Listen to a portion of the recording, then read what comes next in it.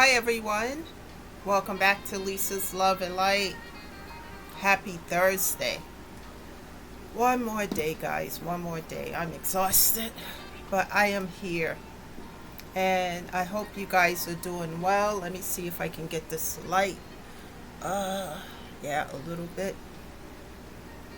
So hopefully you guys can see me okay. It's so cloudy outside. It was raining earlier. And let's see. Still trying to play around with it. But anyway, thank you for being here today. Thank you for listening to the messages um, and for supporting this channel. So, guys, it's just been one of those days where I want to go back to bed and go to sleep, but it's kind of hard to do that when there's a lot of stuff going on.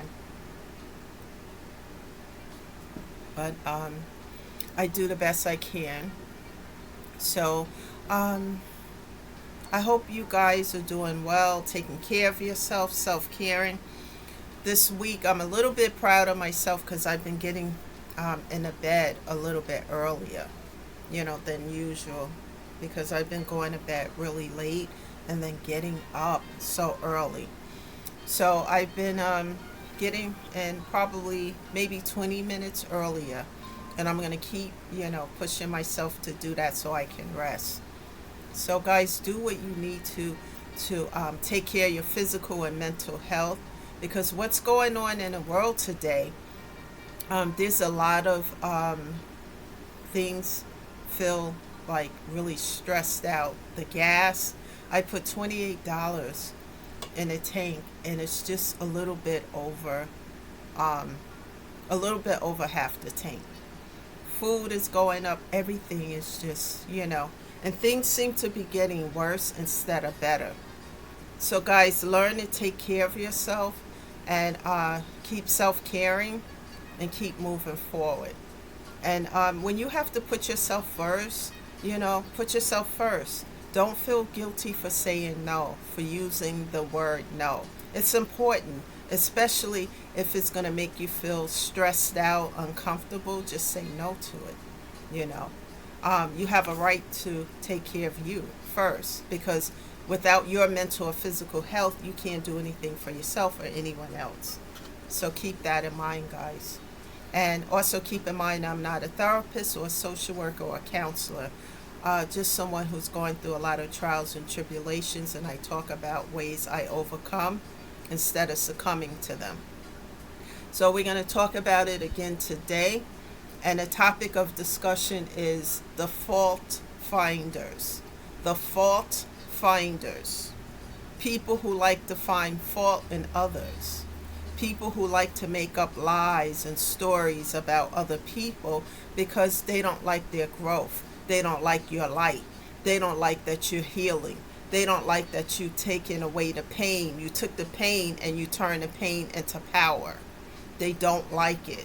And so what they do, because they can't do anything about it, especially when you are a person who stay in prayer, connected to God, taking steps, making vows, and God starts to elevate your life and help you and make things better instead of being like a crab at the bottom of the barrel. They don't like it. So instead of finding out how you're doing it so that they can get on the same path to elevate and take care of themselves, they start to envy you. They start to be jealous and hateful. And so when someone is envious and jealous, they think about it, and then when they take that action, yeah, that's when they go overboard. So they tell lies. I heard a story about myself, and this comes from family. A sibling had told me about what someone else in a family had said, and I said, that's not true. I never done those things. That's absolutely not the truth. And I'm not a person that I'm not going to lie to people and say, oh yeah, blah blah. Whatever it is, I'm going to be truthful about it. And I'm saying, oh, I see what's happening here. She's telling you a narrative of her own story. using my name to it. I've never done those things. I would never do those things because it's not who I am. And sometimes when people come to you with this kind of stuff, and they believe it, they want, I don't know, some people just don't like other people for whatever reason. They don't like the way you speak. They don't like the way you walk. They don't like the way you talk. They don't like the way you dress. They don't like the way you wear your hair, whatever it is. It's like, for them, it's a reason for them to get on the hate train. To, even though they don't know if these things are true or not. Oh, yeah, yeah, yeah. She probably did it, or he probably did it. Yeah, because they don't like you. Initially, they don't like you.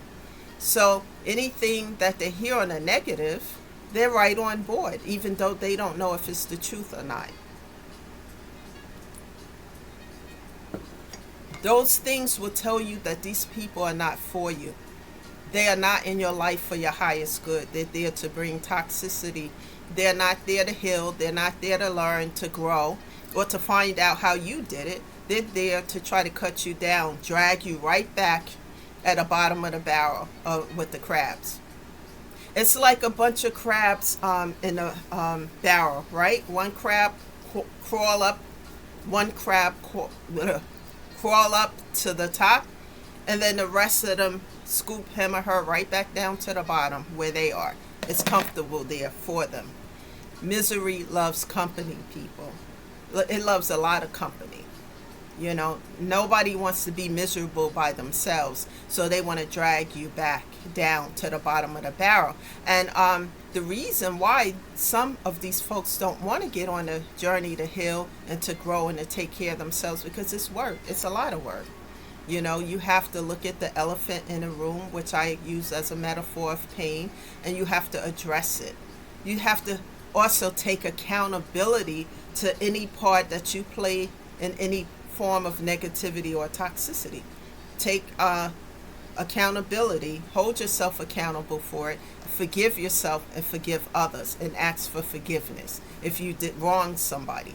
But these types of individuals who are fault finders, they don't want to do any of that. They are there to bring the drama, the negativity. Anything that's negative and that's just going to cause confusion and division, they're there to bring it. And I label them as the fault finders, because they're not looking for anything good in you. Even if there is something pure and good and upright, they're going to take that and twist it and turn it and bring it over to the left and the right and around the corner and etc.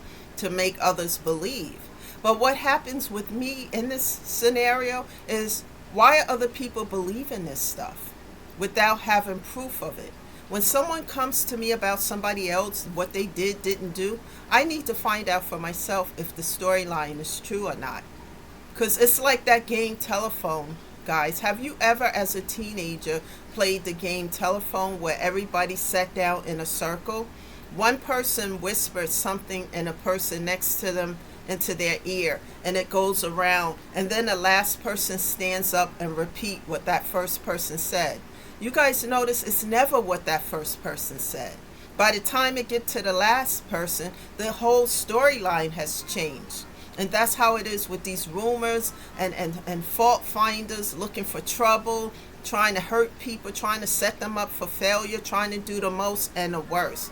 I've had people following me to see what I'm doing. Oh yeah, she doing something. Just because I've changed my life for the better. Just because I grew, healed, and evolved. Just because I got closer to God and I stay in prayer. I'm not religious. No, but I have a relationship with God and I made vows and I keep them. Just because I did all these things and my life changed for the better. And if I was ever doing any of these horrific things, which I'm not going to talk about here, that's been said, because I would never do those things. If I had done those things, my life would be tore up from the floor up if I'd done those things. So when people want to know what the truth is, look at the life of the fault finders who's spreading rumors, gossip, and saying the most and the worst. And look at the life of the person who's shining light, who's not only helping themselves but out to help others so that they can do the same, grow, heal, and evolve. People, we are in a time where things are going to get a lot worse before it gets better. We need each other and we need God. Without God in the equation, it's not going to work out very well. And I keep him in the equation on a daily basis in prayer, because it's so important, because there's a lot of toxicity that are being normalized in our society today, like it's okay, like nothing's wrong with it. And it's like the scripture, spiritual wickedness in high places. That's what we're looking at in this world today. And people not helping people, not caring. And even families, who one time when I was growing up was built on a solid foundation. Now the families seem to be on shaky ground, like they're falling apart. All of this division and, divorces and people not talking to each other, family members and etc. so forth. And it continues on and on and on and on, because it is the time that we live in. And we need each other, and we need to be building one another up instead of tearing each other down. Because the time is going to come very soon in this world where things are going to be so heavy and so feel like unbearable. We're going to need each other to pray and lift one another up. Where one person is weak, the other one can lift them up, and vice versa. That's what we're going to need in a time that we are what's unraveling right now in this world.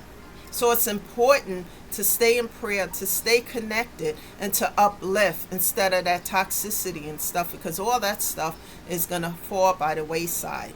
What people bring to the table, like I said in probably a few videos back, the law of the universe. If you putting out negativity and doing the most and the worst to hurt someone, to set them up for failure, you can't expect good to come back to you. All of that is coming back to your table, and many times with interest.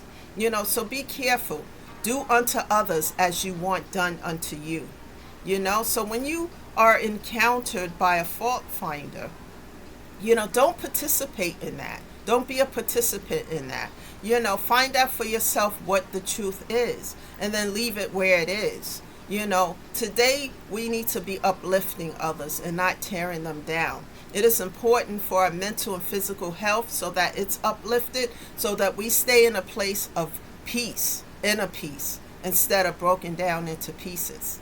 That's the message today, guys. Share this with other folks, because people are going through it today and they need to be uplifted and know that they can be an overcomer instead of succumbing to these trials and tribulations.